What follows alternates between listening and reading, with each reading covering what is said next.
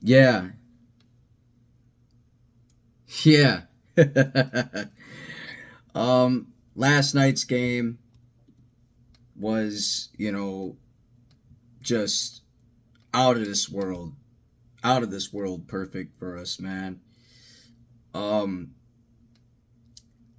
we had a total yards of 363, 200 yards passing, 163 yards rushing, 6.0 yards per play, 21 first downs, third down efficiency 6 for 13, 1 for 1 on fourth down efficiency, 61 total plays, 2 sacks allowed, 4 punts, 6 penalties, 1 interception thrown, and 29 minutes and 45 seconds of play within the time of possession.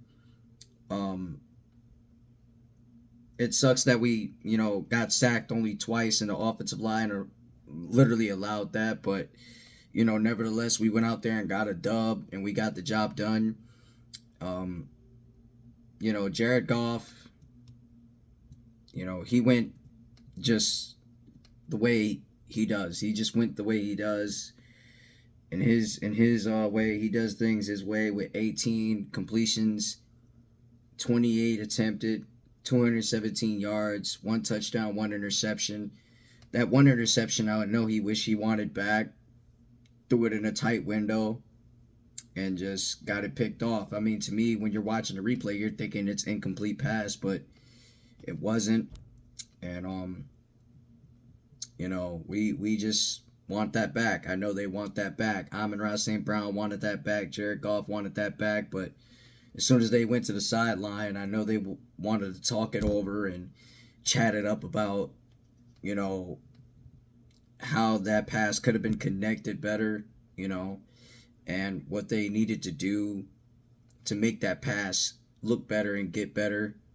I mean, an interception is not a fun result to like, but it is what it is. So get ready for the next play, pick your head up, and play for the next play. You're not gonna always get them, 100% right. Jameson Williams, great game, great game from JMO. 5 receptions. Let me open this here. You know, his game is just on another level. He's on another spark, man. He's on another spark, and he's like a firework ready to blast off. Um, Great game from him. Just all around great game for him. He did what I expected him to do. I wanted 7 receptions from him, but it is what it is. Sometimes you got to turn the tables around and say, this is your moment. This is the way you step up. This is how you play. And I like the fact that we had a 36-yard, you know, completion that, he just bursted out of speed and ran, lightning in a bottle that he is. He's just creative wide receiver. He takes his game up a notch every single time he gets a catch, every single time he gets a yard. He just fires the crowd up a lot. And, I was very impressed with his game. David Montgomery just bulldozing through defenders, just bulldozing and bulldozing and bulldozing and bulldozing time and time again. Um, Man, I like his effort. I like the way he played. You know, he had 16, 15, maybe more carries in this game.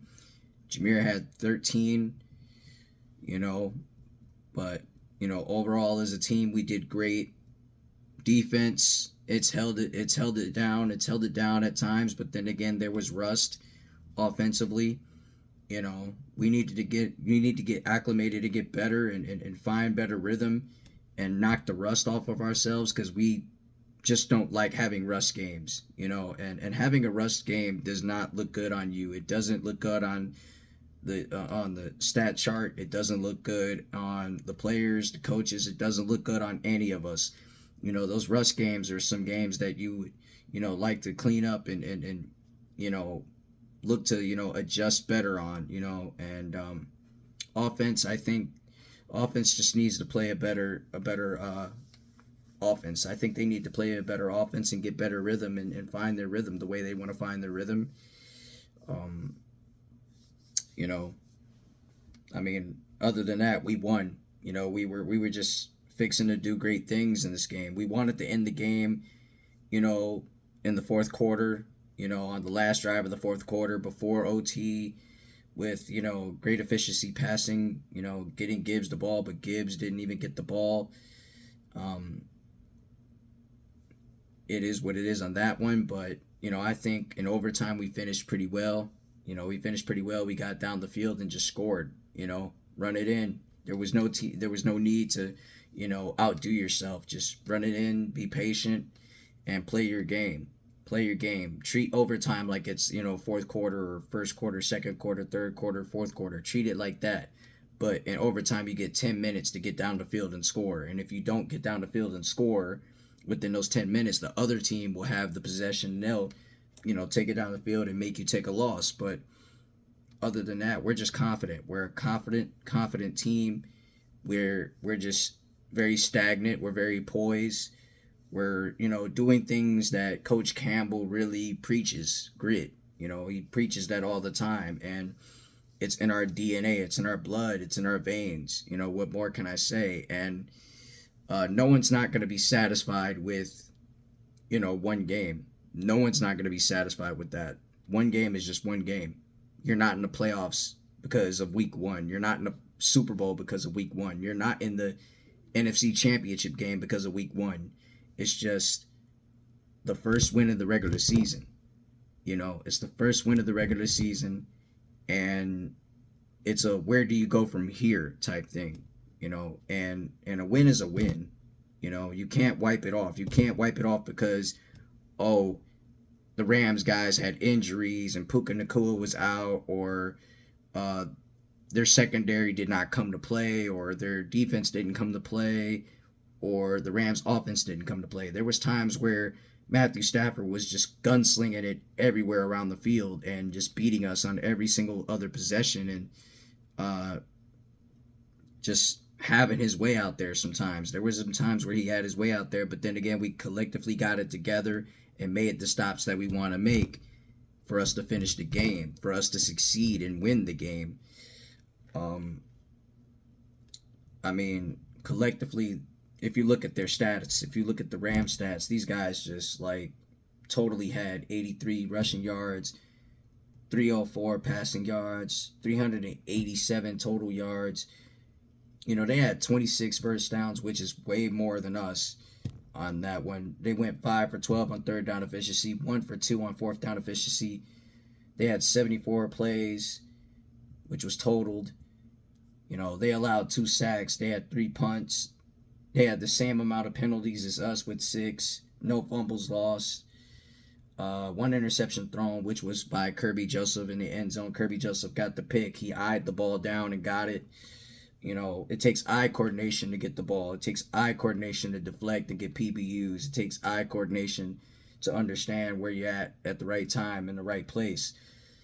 Um, their time of possession was, you know, 34, you know, minutes and 56 seconds. And I don't think, you know, Matthew Stafford was bothered with, you know, the Jared Goff chance, because Carlos made stupid questions right there. Just stupid questions. Just ask him the game. Ask him the game overall. Matthew Stafford lost to us twice, and I think Matthew Stafford, you know, as a class act, I think I would have to say Matthew Stafford is going to be a Hall of Famer without a doubt. His 13 years here, it just didn't work out, but at the end of the day, he's a future Hall of Famer, and he's, you know, one of the most decent quarterbacks to ever play this game and to play in our league we call the NFL. He's definitely one of those guys, and um, you know, I got to give respect to him, and I got to give respect to the Rams. They fought every step of the way. They really fought. They fought hard. Both teams was trading combos at certain times defensively, but then again, you know, only one could prevail, and we prevailed. The Lions prevailed, and they did their job. You know, so now it's on to week 2. We got a, you know, very talented Tampa Bay Buccaneers team coming in at Ford Field, 1:00 game. Um, Baker Mayfield went 24 for 30 and 317 yards. and just lit it up. No, it was 289 yards, but he lit it up either way, 4 touchdowns. And, he was just finding strides in that game against the Washington Commanders. We got to watch out for that guy. We got to watch out for the Buccaneers. Baker Mayfield can get hot at any given minute. He's no joke. He's no joke. He's really one of them ones, and I really like his game. I like his game, and I do like Terrion Arnold's performance today in yesterday's game. I like his performance. 8 tackles in his debut. I mean, especially those pass interference calls. They bullied him because he was a rookie. That dude made plays, and they single-handedly said pass interference, pass interference, pass interference on 2, pass interference plays where he definitely made deflections and, guarded the receiver right. Cooper Kupp, who's an elite receiver, just gave the kid, a compliment and said, "You're one of those ones," and he's ice cold. He's Sub-Zero for a reason. I'm proud of TA. I'm happy he's done great things in this game. We're gonna see a lot more of him for week 2. I know Carlton Davis is ready for week 2 as well. I know he's fired up and pumped to play against his former team. But with that being said, we're all we got. We all we got, and we're gonna put it together. We're gonna clean up some things and be better than we were this week. And get ready for week 2, Lions fans. Chicken Nugget King out. Make sure you like, share, subscribe to the channel. I'm at 235 subscribers. Make sure you go out there and subscribe. Tell a Lions fan to tell a Lions fan to hit me up on the channel. And go Lions, man. One pride. See you week 2.